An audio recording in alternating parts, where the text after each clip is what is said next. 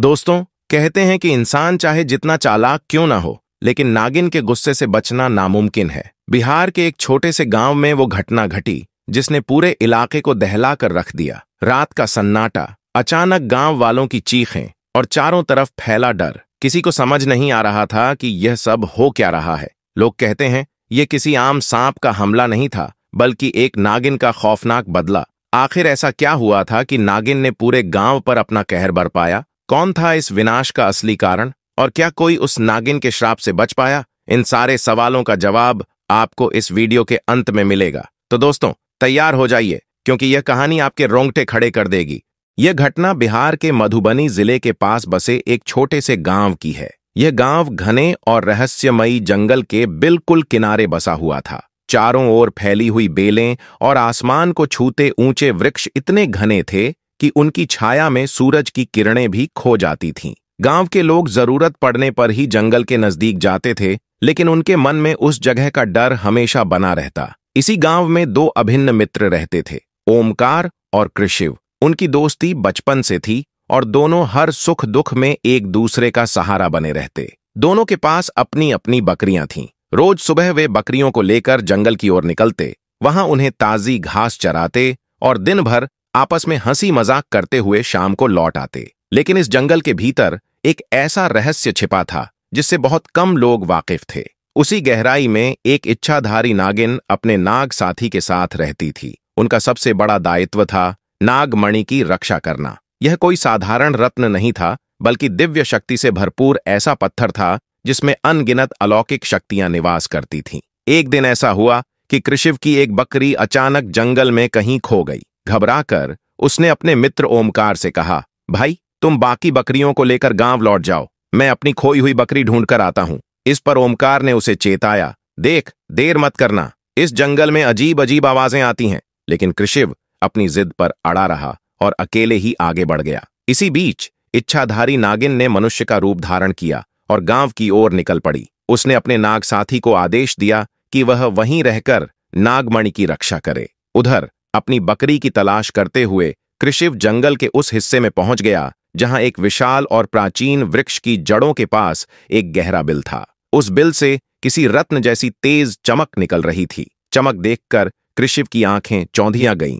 उसने मन ही मन सोचा कि शायद वहां कोई अनमोल पत्थर या हीरा छिपा है। उत्सुकता में उसने पास पड़ा एक मोटा डंडा उठाया और बिल में जोर जोर से मारने लगा। डंडे की चोट से वहां छिपा नाग बुरी तरह घायल हो गया। नाग ने जोरदार फुफकार भरते हुए चेतावनी दी, मगर कृषिव पर इसका कोई असर नहीं हुआ। कुछ ही पलों में घायल नाग वहीं दम तोड़ बैठा। उसके मरने के बाद भी कृषिव के मन में भय की जगह लालच हावी हो गया। उसकी नजर नाग के पास पड़ी उस चमकदार चीज पर गई और तुरंत समझ गया कि यह कोई साधारण वस्तु नहीं, बल्कि वही रहस्यमयी नागमणि है। उत्सुकता से वह झुका और मृत नाग को डंडे से हिलाने लगा। जब उसे पक्का यकीन हो गया कि नाग अब जिंदा नहीं है, तब उसने जेब से रुमाल निकाला और उस रत्न को सावधानी से लपेट लिया। रोमांच और लालच से भरा कृषिव दौड़ता हुआ गांव की ओर लौट पड़ा। इतनी जल्दी में वह यह भी भूल गया कि उसकी बकरी अब भी जंगल में कहीं खोई हुई थी। उधर जब इच्छाधारी नागिन गांव से वापस अपने ठिकाने पर पहुंची और देखा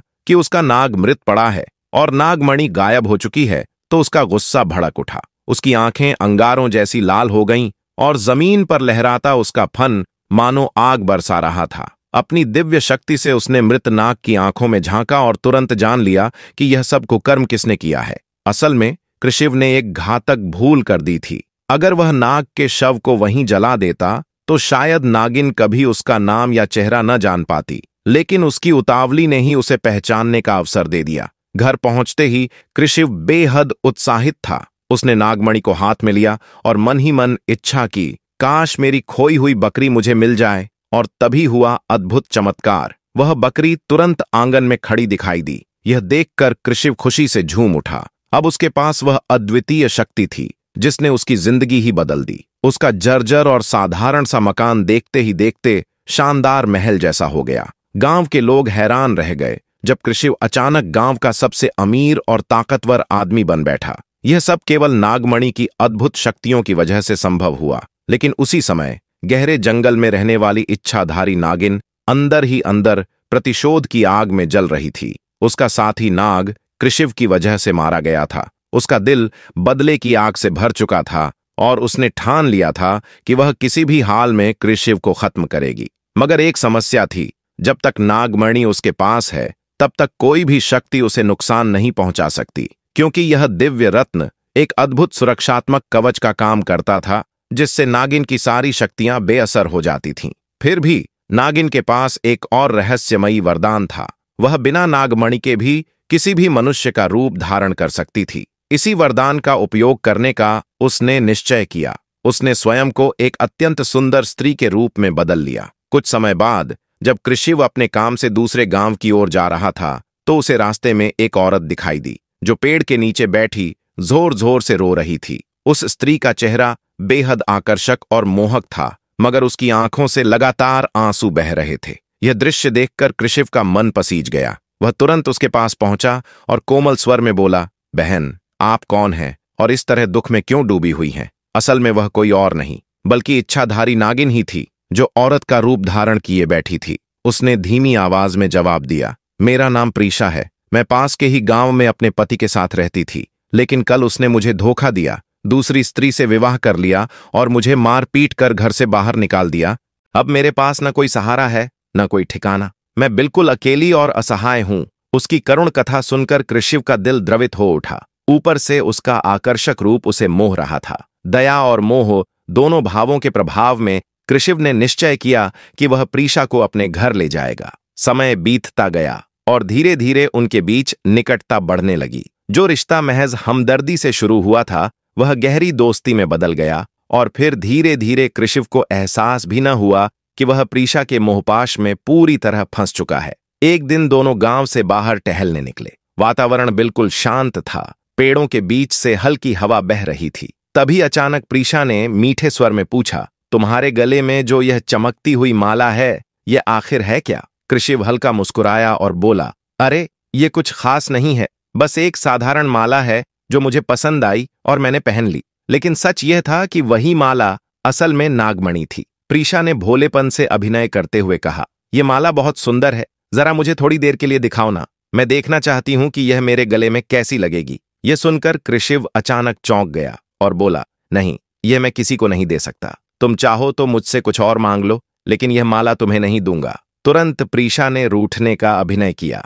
उसकी आंखों में आंसू आ गए और वह बोली, कृषिव, तुम कहते थे कि तुम मुझसे जान से भी बढ़कर प्रेम करते हो और मैंने तो बस तुम्हारे गले की यह छोटी सी माला मांगी थी। अगर इतनी मामूली चीज के लिए भी तुम इनकार कर दोगे तो मैं समझ जाऊंगी कि तुम्हारे लिए मेरा कोई महत्व नहीं। उसके आंसुओं और नाराजगी ने कृषिव का दिल पिघला दिया। वह दुविधा में पड़ गया और आखिरकार हार मानते हुए बोला, ठीक है, लेकिन सिर्फ थोड़ी देर के लिए पहन लेना, संभाल कर रखना, यह बेहद अनमोल है। जैसे ही कृषिव ने माला प्रीशा को दी, अचानक एक अजीब घटना घटी। उसका रूप बदलने लगा। उसका मोहक चेहरा भयावह हो गया। आंखें रक्त जैसी लाल चमकने लगीं। चेहरा विकराल हो उठा और देखते ही देखते उसका पूरा शरीर बदलकर असली स्वरूप में आ गया। असलियत सामने थी। वह कोई साधारण स्त्री प्रीशा नहीं थी, बल्कि वही प्रतिशोध से जलती हुई इच्छाधारी नागिन थी। जैसे ही कृषिव के हाथ में नागमणि आई, उसी क्षण इच्छाधारी नागिन ने अपना वास्तविक स्वरूप दिखा दिया। उसका क्रोध इतना भयानक था कि वह बार बार तेज फुफकार के साथ चेतावनी देने लगी। कुछ ही क्षणों में जमीन पर गिरा कृषिव तड़पते तड़पते दम तोड़ गया। यह खबर आग की तरह पूरे गांव में फैल गई। अगली सुबह जब लोग उसके घर पहुंचे तो नजारा देखकर सभी दंग रह गए। घर का दरवाजा आधा खुला पड़ा था, बर्तन बिखरे हुए थे और आंगन के बीचों बीच कृषिव की निर्जीव देह पड़ी थी। उसके चेहरे पर ऐसा भय अंकित था मानो उसने मरने से पहले कोई खौफनाक दृश्य देखा हो। लेकिन सबसे बड़ा रहस्य यह था कि उसके गले से नागमणि गायब थी। धीरे धीरे गांव वालों में कानाफूसी शुरू हो गई। ये कोई सामान्य मौत नहीं है, ये तो किसी श्राप का असर है। जब यह दुखद समाचार ओमकार, जो कृषिव का सबसे करीबी साथी था, तक पहुंचा तो उसकी आंखें भर आईं। ठंडी लाश के पास बैठकर उसने रोते हुए कहा, नहीं भाई, तू मुझे अकेला छोड़कर कैसे चला गया? तू तो कहता था कि हम हर हाल में साथ रहेंगे। गांव के बुजुर्गों ने गहरी सांस लेते हुए कहा, बेटा ओमकार, तू नहीं जानता, यह सब नागमणि का शाप है। जिसने भी इसे पाने की कोशिश की, उसका अंजाम हमेशा खौफनाक हुआ है। लालच ही कृषिव की मौत का कारण बना। उस रात पूरा गांव सहमा हुआ था। बच्चों ने अपनी माओं को कसकर पकड़ रखा था और औरतें हर दरवाजा खिड़की बंद कर रही थीं। बाहर तूफान गरज रहा था और बीच बीच में फुफकार जैसी डरावनी आवाजें सुनाई दे रही थीं। वहीं ओमकार करवटें बदलता रहा। उसके कानों में दोस्त की बातें गूंज रही थीं। दोस्ती का मतलब है हर हाल में साथ निभाना। उसी पल उसने ठान लिया कि चाहे जान पर बनाए वह इस रहस्य को जरूर उजागर करेगा। लेकिन अगली ही शाम गांव में एक और भयावह घटना घटी। एक चरवाहा अपनी बकरियों को लेकर जंगल के किनारे लौट रहा था कि अचानक उसने देखा एक स्त्री पेड़ के नीचे खड़ी है। उसका चेहरा चांद की तरह दमक रहा था और आंखों में अजीब सी मोहकता थी। चरवाहा उसकी ओर बढ़ा ही था कि अचानक उस स्त्री का चेहरा विकृत होने लगा।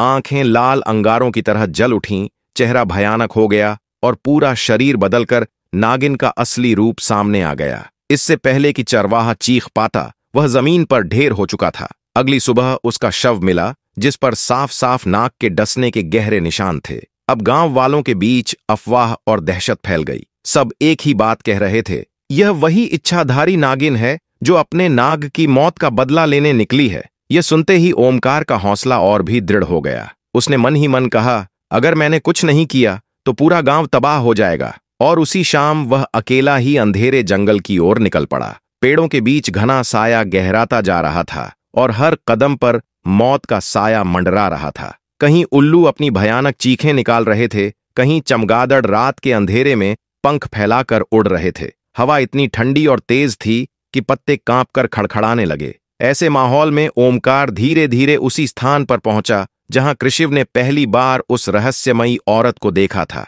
तभी अचानक उसके कानों में वही डरावनी फुफकार गूंज उठी। उसने झटके से पीछे मुड़कर देखा तो अंधेरे में दो लाल आंखें अंगारों की तरह चमक रही थीं। अगले ही पल उसके सामने नागिन प्रकट हो गई। उसका चेहरा विकृत और भयावह था। बिखरे बाल हवा में लहरा रहे थे, आंखों से आग बरस रही थी और लंबा सर्पाकार शरीर जमीन पर लहराता हुआ उसकी ओर बढ़ रहा था। क्रोध में नागिन गर्जी, तेरा मित्र लालची था, उसने मेरी नागमणि छिनी थी, उसकी सजा उसे मिल चुकी है। अब तेरा नंबर है, तू भी मौत के लिए तैयार हो जा। यह सुनकर ओमकार कांप तो गया पर उसने साहस नहीं खोया। उसने दृढ़ आवाज में कहा, अगर बदला लेना ही तेरा मकसद था तो फिर निर्दोष लोगों की बलि क्यों ली, इंसानों को धोखा क्यों दिया? यह सवाल सुनकर कुछ पल के लिए नागिन खामोश रही। उसकी लाल आंखों में नमी उतर आई और धीमी आवाज में बोली, मैं मनुष्यों से नफरत नहीं करती, लेकिन जिसने मेरे नाग का वध किया मैं उसे कभी क्षमा नहीं कर सकती। जब तक मेरे पास नागमणि है मैं अजय हूं। यहीं पर ओमकार को अचानक याद आया कि गांव के एक वृद्ध तांत्रिक ने कहा था, नागमणि को नष्ट करने का केवल एक ही उपाय है, अमावस्या की रात उसे श्मशान की अग्नि में फेंकना होगा। मगर याद रख, नागिन हर हाल में उसे बचाने आएगी। यह बात ओमकार के दिल में घर कर गई। दिन गुजरते गए और आखिरकार अमावस्या की भयावह रात आ पहुंची। आसमान काले बादलों से ढक चुका था और चारों ओर घना अंधेरा छाया हुआ था। श्मशान घाट पर चिता जल रही थी और हवा राख को उड़ाकर हर ओर फैला रही थी। उसी माहौल में ओमकार तलवार थामे खड़ा हो गया। उसके मन में बस एक ही प्रण था, आज मैं अपने गांव को इस आतंक से आजाद करके रहूंगा। जैसे ही वह जंगल के बीच पहुंचा, नागिन फिर प्रकट हो गई। इस बार उसका रूप पहले से भी ज्यादा भयानक था। उसकी फुफकार इतनी तीव्र थी कि पेड़ झुकने लगे और धरती कांप उठी। वह गर्जी, भाग जा ओमकार, वरना तेरी लाश भी यहीं गिरेगी। लेकिन ओमकार ने हिम्मत से चिल्लाकर कहा,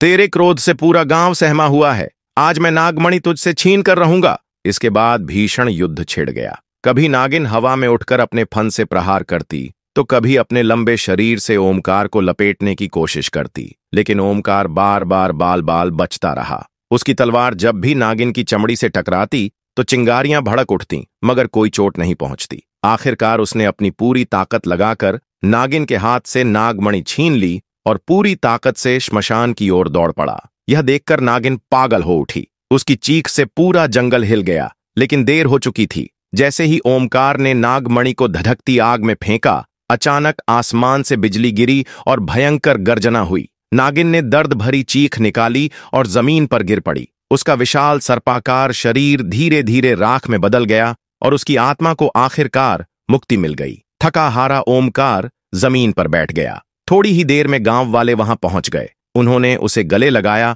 और उसकी वीरता को नमन किया। उसी क्षण गांव पर छाया आतंक का साया हमेशा हमेशा के लिए मिट चुका था। दोस्तों, इस पूरी दास्तान से हमें सबसे अहम सबक यही मिलता है कि लालच इंसान को कभी सुख नहीं देता, बल्कि धीरे धीरे उसे विनाश की ओर धकेलता है। वहीं अगर इंसान में साहस, धैर्य और समझदारी हो तो वह सबसे भयंकर शक्तियों को भी परास्त कर सकता है। यह भी याद रखना जरूरी है कि प्रकृति के अनमोल खजानों से छेड़छाड़ करना अंततः भारी पड़ता है और उसका परिणाम भयावह होता है। असल जिंदगी में भी हम कई बार छोटी छोटी लालच में बड़ी गलतियां कर बैठते हैं, कभी पैसों के लिए, कभी शोहरत के लिए और कभी अपने अहंकार के कारण। उस वक्त हमें लगता है कि ये सब हमें खुशी देगा, लेकिन सच तो यह है कि लालच का नतीजा हमेशा पछतावा ही होता है। इसलिए दोस्तों, जिंदगी में समझदारी, धैर्य और संतोष रखना ही असली दौलत है। दोस्तों, अगर आपको यह वीडियो पसंद आया हो